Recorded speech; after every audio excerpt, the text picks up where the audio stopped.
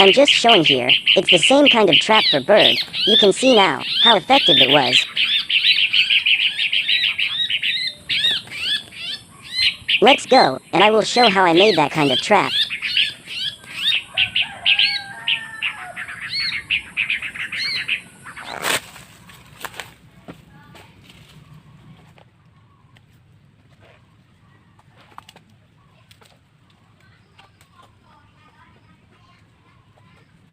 Disclaimer, no birds seriously injured or harmed in this video.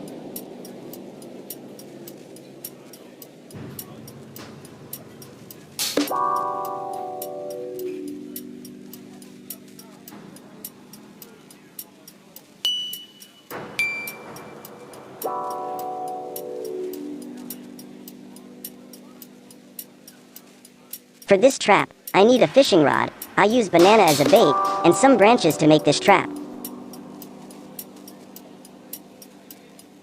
All the materials are clearly visible in the video.